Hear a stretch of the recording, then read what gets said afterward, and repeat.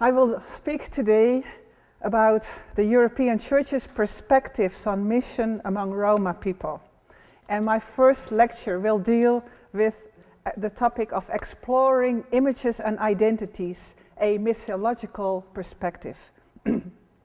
Blatant racism continues to blight the life of Europe's Roma people, who remain far behind other communities, according to a new report published earlier this year. The 74-state, 254-page survey confirms that Roma and travelers are still denied basic human rights. I quote, "They remain far behind others in education, employment, access to decent housing and health. Their average lifespan is shorter and infant mortality rates are higher compared to other groups," unquote. The Council of Europe Commissioner for Human Rights releasing the report hopes that it encourages discussion, focusing on what must be done in order to put an end to the discrimination and marginalization they suffer and to foster their social inclusion, unquote. He even recommends, and that is absolutely remarkable, and the introduction to this report is very open about it, he recommends even a truth commission be created to establish the historical facts concerning the atrocities committed against the Roma people. I've not seen earlier such an open plea for this case. This is the first time in my lecture you hear me use the term Roma, and in various contexts and languages they are referred to with different names. The official term used by the European Union is Roma, but I will use a number of different sources and they each use other names, so you will hear all kind of names from Sinti and Roma used in Germany to Gypsies and others. A few words on walls and doors. For many years, the Berlin Wall has been a metaphor for the separation of Europe in East and West. In 1989, the Iron Curtain fell, opening the door to freedom. And I'm very glad that the invitation for this event pictures a wall and a door. But it is a closed door. For many belonging to the Roma minority, many doors remain closed. To the functional systems of education, the doors remain closed to housing, to healthcare, and to employment. And there is a growing consensus that one of the main reasons is discrimination, or what is called anti-Gypsyism. I wonder whether the wall and the door on this picture belong to a church, to one of the European churches. It may well be. Churches are part and parcel of society and have, in some cases, played an active role in excluding the Roma. And I probably should also say play an active role till today in excluding the Roma. When you take a closer look at the door, you see a key. But it's only you see the key when you have your program, because the key is a little bit lower than you see on the picture. You see a key, and I'm convinced that the European churches do have access to the key to unlock this door. But it seems that the key is lost. And today, with you, I will try to start a search for this key. In these presentations, I will draw on missiological perspectives and principles established by no one else different than Andrew Walls. So again, the Walls. In his first attempts to unlock the door, he may offer us a help in gaining a new perspective, a new outlook, and a new vision on this missionary challenge at our doorstep in Europe. The theme we deal with is huge, and the lock is very rusty. We meet with resistance and with fear, but we will try today, and I will need your help today in our first effort to unlock this door.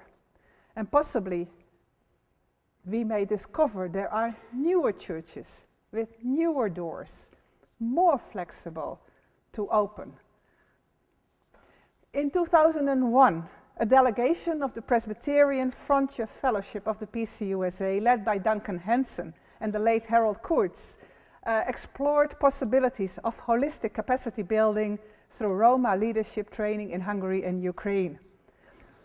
Now, just over 10 years later, through the perseverance of someone like Burkhard Petzold, who is here present, who serves as the PCUSA regional liaison for Central and Eastern Europe, he is working alongside the Roma in Christ's name, supported by the prayers of many of you, especially of Presbyterian women, with their 10 days of prayer and thanksgiving for the Roma campaign in 2011. Due to all these initiatives, changes start becoming visible little by little.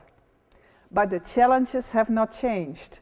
The situation is probably still, I quote, one of the most important political, social and humanitarian questions in today's Europe. But through the efforts of Hungary that hold the EU presidency the first half year of 2011, Roma integration is now put high on the European Union agenda. And the Hungarian and European churches played an important role in getting it that high on the European agenda. In preparation for the enlargement of the European Union in 2004, with 10 former communist countries, many in the western part of Europe feared a massive east-west migration of poor Eastern Europeans, read Roma. And in 2005, therefore, a decade of Roma inclusion was launched. But some say the results of it can hardly be seen. According to some, the huge financial subsidies rather had the opposite result. The social time bomb in Europe continues to tick. Last month, the president of the German parliament, Norbert Lammert, emphasized that Europe needs the churches. Referring to former EU Commission's President Jacques Delors, he said that the soul of Europe is vital for the European Union. According to Lammert, the modern societies have the tendency to diminish the importance of religion in solving their problems. It is remarkable that a politician makes this statement in a context where, like in your country, church and state are strictly separated. And I think this statement is also of great importance for the Roma issue. Many local, often independent initiatives in Gypsy mission have been in place for a long time, with varying results and with the sacrificial commitment of many a lonely worker. In the 1990s, parallel to the developments in the European Union, with the Roma issue gradually shifting from a local and a national level to an international European level, the European church bodies gained an interest in Roma inclusion. Increasingly, the European churches participated in and supported and implemented the EU strategy at a local level. In the meantime, almost invisible for many of the traditional churches, as these developments took place, many new things happened at the other side of the ecclesial fence, outside of the official ecumenical circles. A revival is taking place among the Gypsy Pentecostals in France, in Spain, but also in Bulgaria, resulting in transformed communities. That has been one of my great discoveries in preparing for these lectures, to see what is going on among these churches, and I hope to share a little bit about it. The Austrian Romologist Gernot Haupt observes that the decade for inclusion of the Roma has not produced many results, often due to the lack of initiative and cooperation of the Roma, who have fallen in a kind of a lethargy after many years of marginalization. However, it seems that decisive changes in the social and personal attitudes are reported from those who have joined those Pentecostal groups. I recently discovered a thesis by a young Bulgarian missiologist dealing with the Gypsy Pentecostal churches in Bulgaria. It's a fascinating study, and I will refer to it several times. It has been a great help. But the thesis of Haupt related to the Roma is that the religious worldview orientations, which have till now been completely eliminated from the planning and considerations of development and charity programs, he writes this in 2009, this religious worldview has a decisive influence on their effectiveness and success. So what he states is that exactly the element which is able to bring transformation has to be left out when European churches hand in grant proposal requests to the European Union. And this thesis of Haupt is supported by looking at EU research in the field. For instance, at the number of pages of the chapter on religion in a book published by the Council of Europe on Roma in Europe by Jean-Pierre Liégeois, a highly respected Romologist of the University of Paris.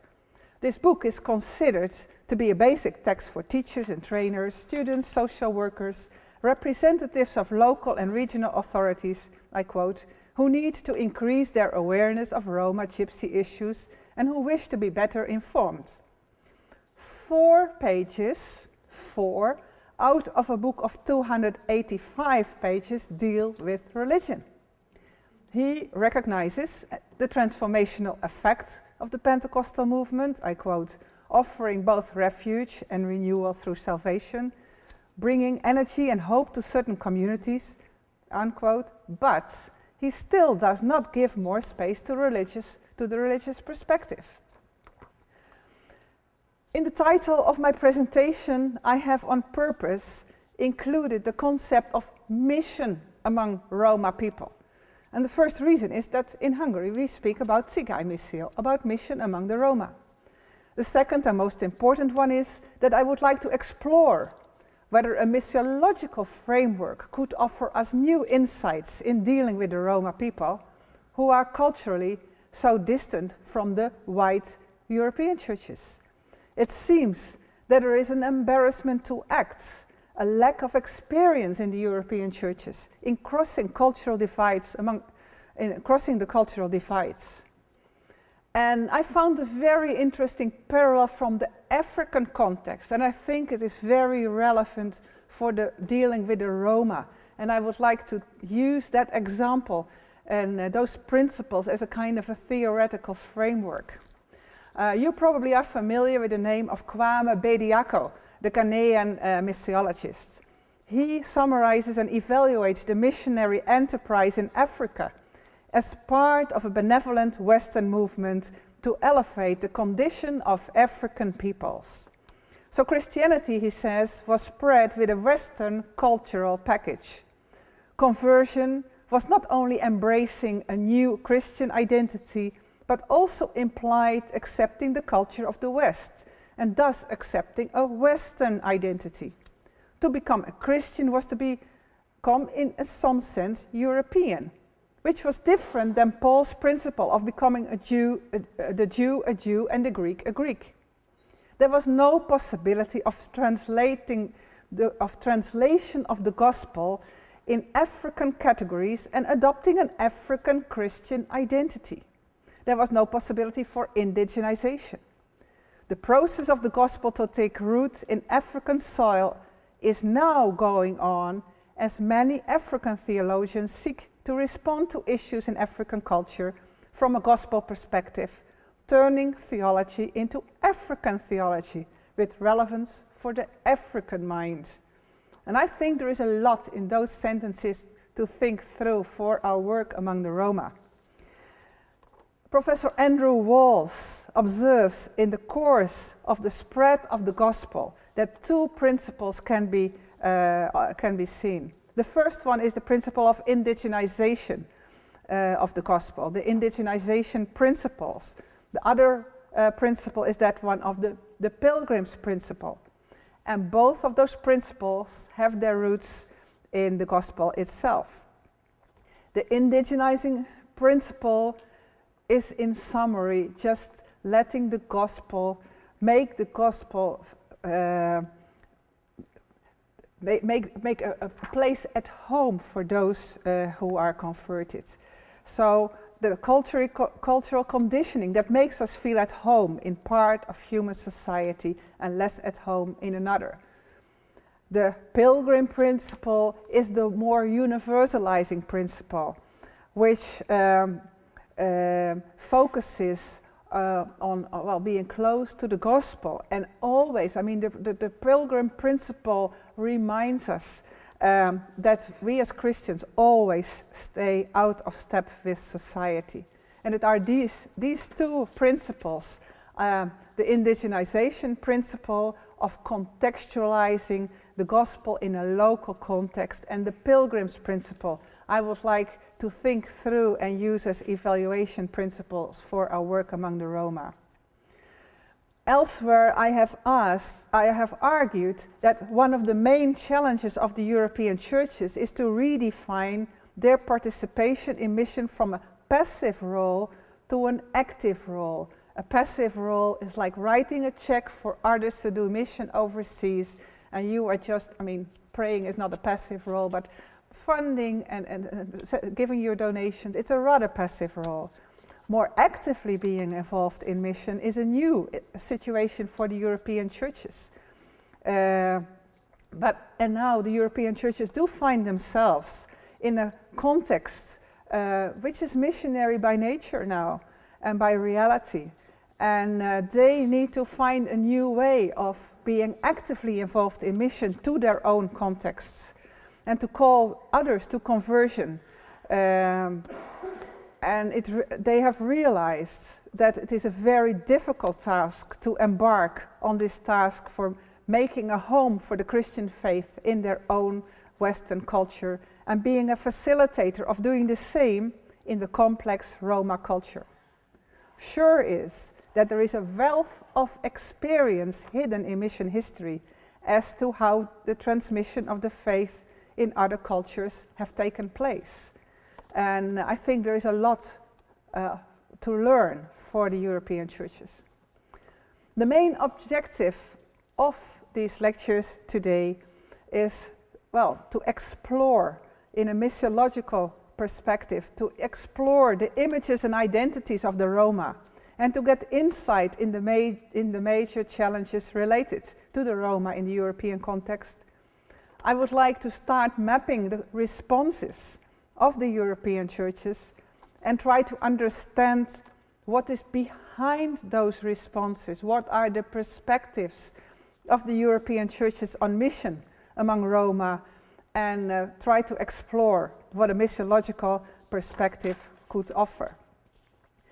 The gaps in the research of the topic of my lecture are significant. One may say it is still impossible to come to conclusions because there are not enough relevant data on the table to evaluate what the European churches have undertaken in relation to mission work among the Roma. And in a sense, I fully agree. My observation is that for a number of reasons the Roman Catholic Church has undertaken more research, so more can be said from a Catholic perspective. And the same is true, for instance, with regard to the situation in Germany. During the last 1.5 decades, the research into the field of anti-Gypsyism started as a way in Germany to come to terms with the past of World War II Gypsy persecution in the concentration camps. The area of research is complex because it comprises many languages, but it is also a very sensitive research, as the research of the German situation shows. Racism is not just something of the past. It is still very strong, also within the European churches. Still, I have chosen to move ahead with this theme because of the urgency of the matter.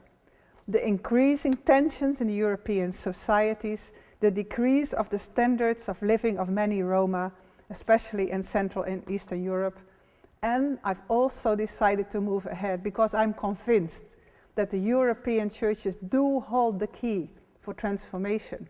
And I wonder whether they are right now not rather supporting in itself good European Union projects, but are not really using their own Christian identity in bringing transformation. A few words about, in the next part of my presentation, I will with you explore some of the images and identities and try to find out who are the Roma. As we try to define who the Roma are, it is important to realize what they have gone through during the last 500 years or so. They look back on a history marked by centuries of slavery and forced nomadism, severe persecution during the Second World War, when 500,000 Roma died in the concentration camps and those who survived didn't receive any compensation. Following the changes in 1989, many lost their jobs due to the fact that factories employing unskilled workers were closed. So by many, they are considered as the losers of the transitions which have taken place in Central and Eastern Europe. However, it should be emphasized that the Roma are not only victims of discrimination, but also actors, as many of the majority society are victims and actors. And yes, they do harm many in the majority society through their criminal acts, as many of the majority society do. It's important to take a look at, if we discuss the images, to take a look at the media and the role of the media in the images. If you just are aware of some of the headings in the newspapers of the last 1 or 2 years, you could have read headings like "Gypsies leave France amid crackdown on illegals." You could read it in August 2010. And only a month ago, we could read "France dismantles camps and deports gypsies." Helen O'Nions referred to the compulsive Roma expulsions and discrimination as the elephant in Brussels. But what comes to mind when we hear the word Roma?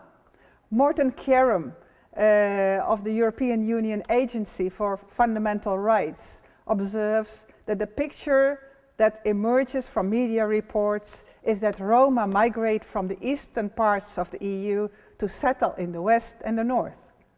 And there they tend to come into conflict with the authorities and the locals when settling in some illegal settlements. It is common to read articles focusing on petty crimes committed by some Roma and of repeated violent attacks against Roma people. I quote Kjærum, "Do the headlines give us a full picture of everyday life for the 10 to 12 million Roma in the EU? Of course not. For a start, the vast majority, some 80%, do not migrate to other countries. And there are hardly any nomads left among today's Roma. Furthermore, being Roma does not inevitably mean a life of discrimination and marginalization. I have met," says Kjærum, and I could say the same, "I have met Roma teachers, doctors, professors. I mean, they are not all thieves and poor and so on. But what often does not reach the front pages are headings as Christianity thrives among the gypsies, or in France, an evangelical gypsy group shakes up the immigration debate. This last heading appeared just a month after the headings on the collective expulsions in August 2010. So, who are the gypsies? I would quickly try to give an insight, some overview, but I mean it's a very difficult area. For a long time, gypsy scholars have debated to define who the gypsies are. John Sampson in 1930, for example, did not speak about facts, but about facets. And David Nemeth reminds us that, I quote, discovering an E in the facts of Gypsy identity is part of the maturation of Gypsy scholars. It's a humbling experience and earned mainly through acquiring intimate knowledge of both Gypsies and Gypsy studies. If you just come away from this lecture today realizing that talking about Gypsies is not just talking about facts but facets, you have really got the essence, probably. The images that first come to mind are often related to where the outsider or non-Gypsy is from. Well, to quickly mention some of the alternative faces of the Gypsy. First of all, we have the racial face, focusing on peculiar attitudes and behavior, continuity in cultural practices, and obvious physical differences such as skin, hair, and eye color. Then we have the nomad or the Gypsy face. It combines an image of a way of life, combines a way of life with low social, economic, and social status, and is typically referred to with the label Gypsy with a small g. And it's the reason of this often very negative image that the European Union has chosen in general to use the word Roma with a capital and not to use the word Gypsy anymore. But that is not really working, I think. It's a made-up term. The reality is that by far the majority, up to 80% of the Roma in Europe are not nomads. By far the majority, the 80%, they have settled. And only in the United Kingdom, Ireland, Belgium, and France are they still traveling. Then there is the image, the third one, the image of the ethnic racial face. That is an ethnocentric perspective. And in this image there is the strong emphasis on their Indian origin, on the cultural distinctiveness and the linguistic continuity. And in the fourth place we have the image which can be called as an ethnic cultural face. The difference with the previous category is that the root of ethnicity is not located in the Indian origin, but in the nomadic ancestry. So there is a wide variety of images.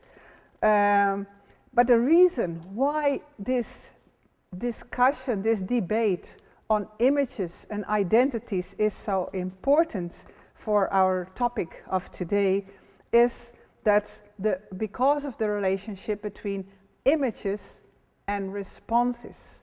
Images give rise to certain responses. Different images give rise to different responses. And David Mayall's observation brings us to the heart of the matter. How we categorize, label, and represent minority groups has a crucial and considerable bearing on their positioning within majority society and intergroup relations, and directly impacts such issues as racism, discrimination, legal status, and civil rights. So therefore I will try today to give you some insights in using when certain images are used, for instance in the churches or in the European Union. Why are those images used? And often it has a political or sometimes even a financial background, I think. David Mayall identifies a number of key variables important in the process of shaping group relations, of which 3 are important for our studies. One of them is the fixing of boundaries, the racial, ethnic, cultural, socio-economic, and other is the use of labels and the meanings given to them, and finally it is the nature of information and knowledge about a group derived from stereotyping and experience. The consequences of racial definition are nowhere more apparent than in Nazi Germany. The story of the Gypsy Holocaust is emerging from its neglect, finally. And there are many parallels with the treatment of the Jews. Both were subjects of detailed investigations and reports into genealogy in an attempt to trace ancestry and identify bloodlines of members of the group. Wilhelm Solms makes clear what questionable role the German churches have played in the 1930s in allowing access to the church registries to find out who was a full-blood, so-called full-blood gypsy and who was half-blood. But till today, as far as I know in Germany, no confession, no repentance has taken place of the role of the churches. And of course, more research is needed into who were the ones who were not collaborating with this official policy. Many gypsy activists emphasize that the use of the label Gypsy or Roma with a capital, signifying their status as an ethnic group in their campaign for full rights over and against the nomadic status as Gypsy with a small letter, with a small letter it refers to parasitism and criminality. So the first factor, the first key, is the one of the racial definition. The second one has to do with the labels and the widespread use of the stereotypes. And I already referred to the stereotypes with regard to the media. But so stereotypical images of groups affect, says Mayal, how they are seen, how they are treated, and the expectations that are held of them in terms of behavior and abilities.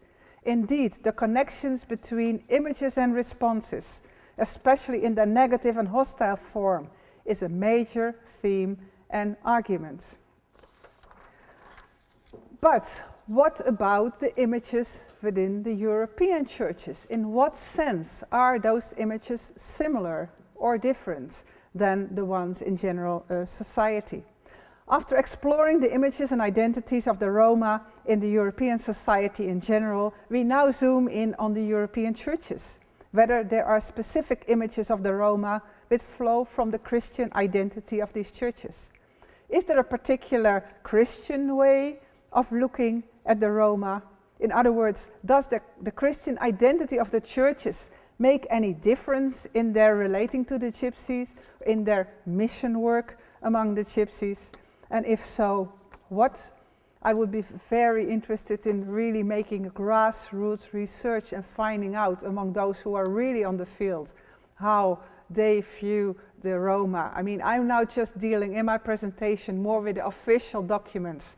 That is as far as I can get today. So only in recent years the research has been done in this field, and especially in Germany. Wilhelm Solms, I already referred to him earlier, and Gernot Haupt from Austria, they provide us food of thought as they offer insights into the history of researching the images and identities of Roma in the German churches. And it was fascinating, not just to find out what they researched, but the way the process of research took place. And I would like to share this with you. Since 1998, an association for research in anti-Gypsyism was established with the purpose to start a process of academically study the history of the persecution and annihilation of the Roma during National Socialism. Haupt observes, till now, due to a lack of interest of church institutions and theological departments, there are only very little result of this research. A first consultation was organized in 2004 with only 20 participants. But the next one in 2005 had to be cancelled because of lack of applications.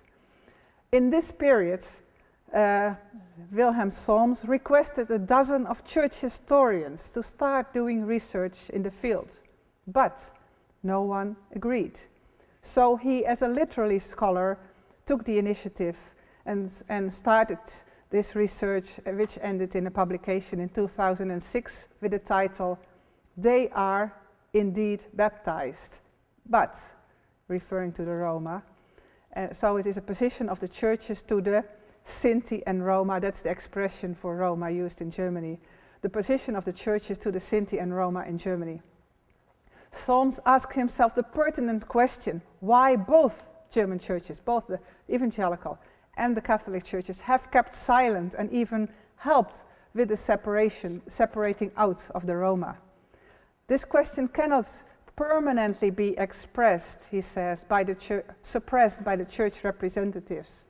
For the German, Sinti and Roma who were sent to the extermination camps were not only German citizens, but they were also Christians. They were baptized, namely for the 90% Catholic. Nevertheless, this issue was never dealt with, neither in theology nor in other sciences, and publicly hardly any questions are asked, let alone answered. So there is still a great gap in the research on this theme to find out what the rate was of forced collaboration and whether there was any resistance. And I think it's very important to also start doing research, for instance, in Hungary, and I'm not really aware of anything taking place, and to start doing research in other places to come to terms with the past. During the Nazi regime, the gypsies in the German churches were deemed, according to the same theory, as the Jews as an inferior race. The German church considered the races as a creation of God. Therefore, they had to be kept pure and healthy as a command of God. The gypsies as an inferior race was a danger to the survival of the German people and the purity of the German blood. Not only the half gypsies, but also the fourth and the eighth gypsies had to be separated out. And the evangelical and Catholic churches, well, offered their help through opening up the church registries, as I refer to. The persecution was probably generally known and also celebrated in the press. Still, the churches have kept silent about this genocide of probably 30,000 German Sinti and Roma, although the majority of them belong to the Catholic Church. So what is frightening to me during my research was to find out that even behind the official terms of the cultural identity and the ethnic identity of the Roma, that still I understand in the German context that racism in the churches towards the Roma is continuing, and I observe it in other Central East European churches as well. Now I would like to turn from more the Catholic perspective to what the image is among the Conference of European Churches, which is a collaborative body for about 120 churches in Europe. Established in 1964, the Churches Commission for Migrants in Europe of the Conference of European Churches has for more than 4 decades worked on issues of migration and contribution to the Christian witness in Europe in welcoming the strangers. And this committee for the migrants took on a conference in 2001 dealing with the Roma in Central Eastern Europe, focusing on equal opportunities and overcoming discrimination based on the belief of the Christian churches that all people, every person is created by God in his own image. And therefore, the churches uphold the life of every person in human dignity and equal opportunities. Well, this afternoon's lecture I will deal more in depth with what the CAC has been doing. This morning I will rather focus only on the images used by the churches. In 2011, the same committee of CAC participated in drafting a ecumenical contribution of European churches and diaconal organizations to what was called the EU Framework for National Roma Integration Strategies, the new EU strategy for dealing with the Roma, in which was stated that the commitment to Roma inclusion was based on the Christian conviction, kind of similar than what was mentioned in the CAC document, that every person is created in the image of God and shares equal rights and dignity as human beings. So the image of how the Roma are perceived is a variation on the nomadic one. They are perceived as migrants, and as strangers, but it's also the image of an impoverished gypsy, as there is a strong emphasis on diaconal work in combating poverty. It is emphasized that the churches and church-related organizations are, I quote, among the most important providers of social and healthcare services, which include caring for people experiencing exclusion and poverty.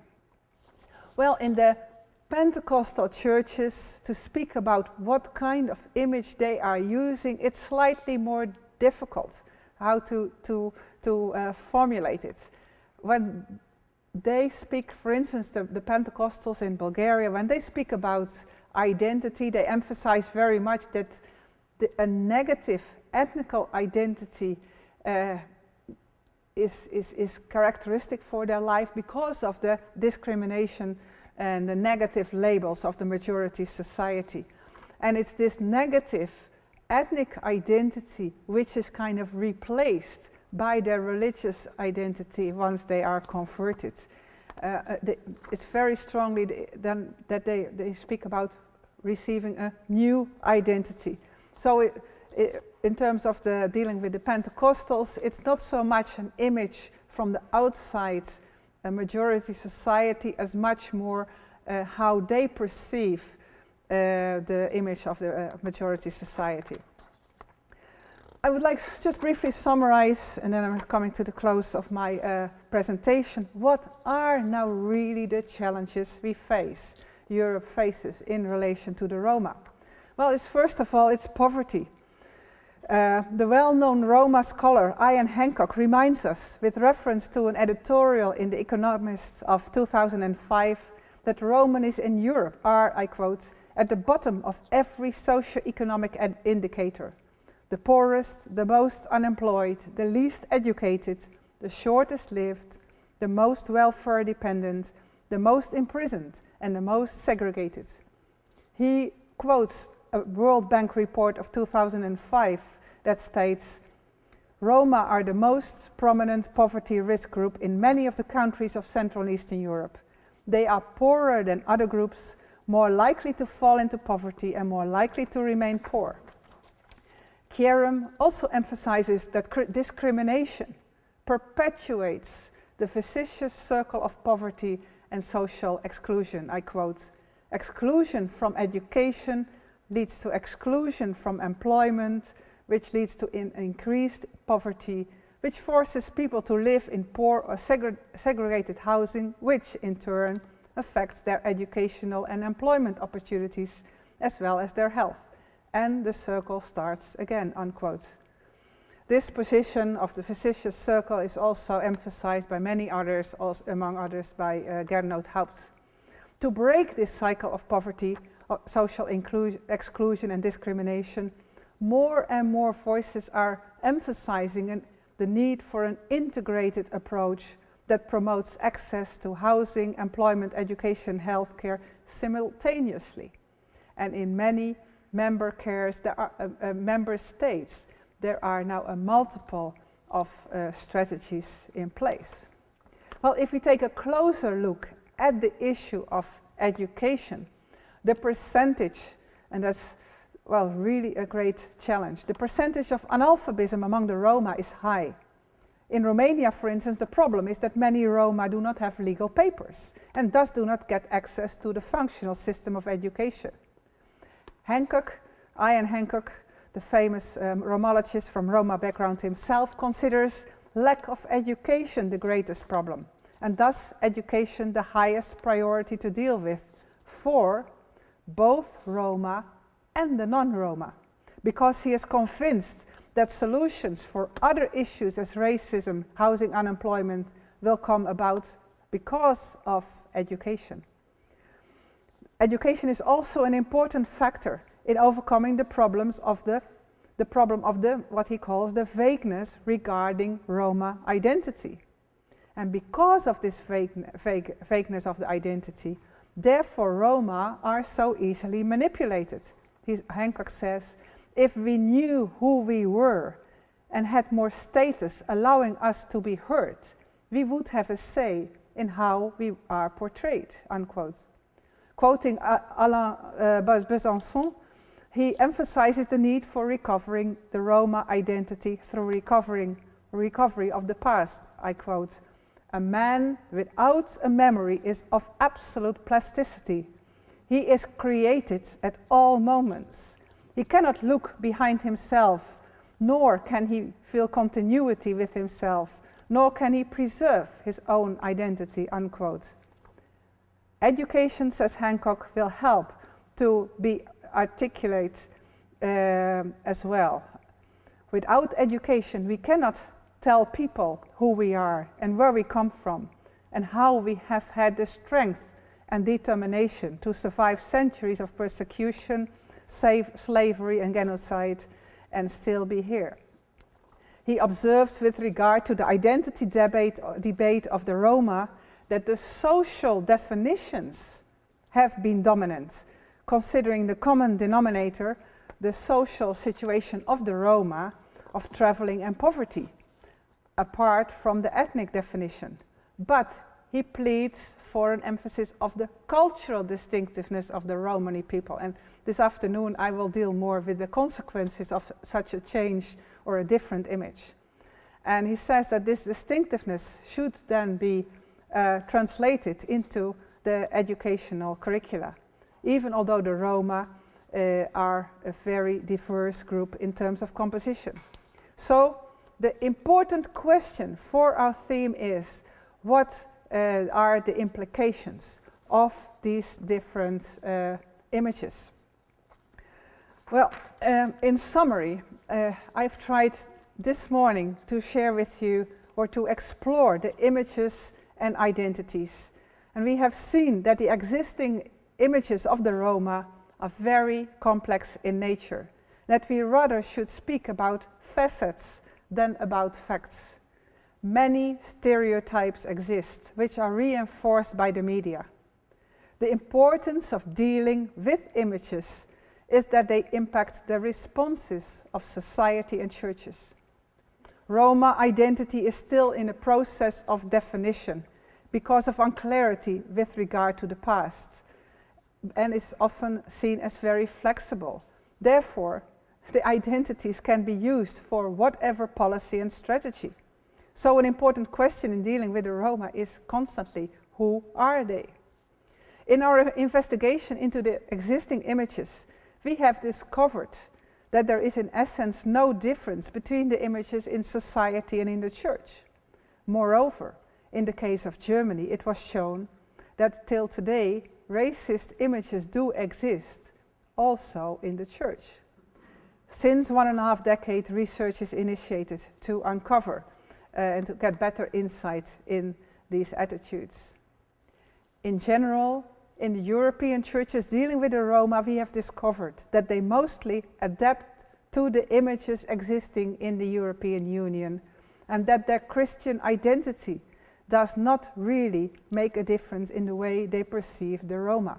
Again, this is on the basis of some of the documents of the European Union, of the European churches. I'm sure that at the grassroots level we will get a different picture. I will try to get some of my students to do more research into that. It seems at a general level that the Christian identity does not make a difference in the way they perceive the Roma. In the case of the Pentecostal churches, we have observed that in some cases a replacement of identity seems to take place, in which the ethnic and cultural identity is replaced by a new religious Christian identity. We have referred several times to the changes of 1989 due to the fall of the Berlin Wall. With regard to the Roma, it should be stated that due to these changes, new walls were erected, walls of exclusion. In my next presentation this afternoon, I will continue with you my search for a key to unlock this door. The next stage of this search will focus on mapping the European Church's response as a result of the prevailing images. I thank you for your attention.